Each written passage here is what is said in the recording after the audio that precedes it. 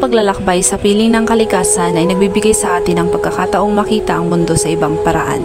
Sa bawat tanawin, mula sa mga bundok na bumabalot sa ulap hanggang sa mga ilog na dumadaloy ng tahimik, nakikita natin ang kagandahang hindi kayang tumbasan ng syudad. Ang bawat hakbang sa landas ay tila paalala na simple lamang ang buhay kung natututo tayong pahalagahan ang paligid. Habang naglalakad, maririnig ang huni ng mga ibon, ang kaluskos ng dahon at ang banayad na pag-ihip ng hangin. Ang mga tunog na ito ay likas na musika na nagbibigay katahimikan at kapanatagan sa ating isipan. Dito natin nauunawaan na ang tunay na pahinga ay hindi laging nakukuha sa mga bagay na gawa ng tao, kundi sa mga biyayang likha ng kalikasan. Ang pakikipag-ugnay sa kalikasan ay hindi lamang tungkol sa paglalakbay o paminsang pagbisita.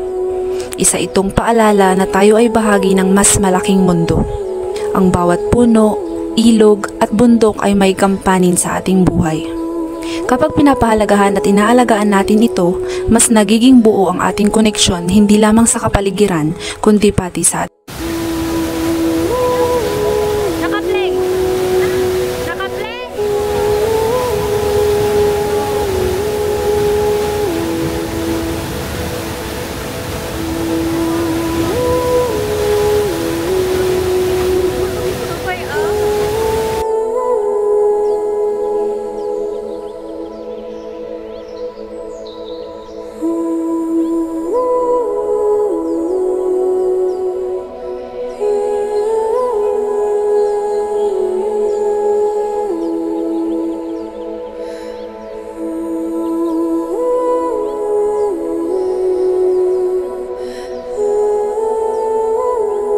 Sa huli, ang paglalakbay kasama ang kalikasan ay higit pa sa isang simpleng karanasan.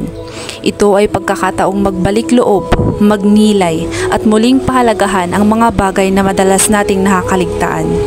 Sa bawat pagtingala sa kalangitan at pagdama sa sariwang hangin, naaalala natin na ang tunay na yaman ay nasa simpleng ganda ng mundong ating tinitirhan.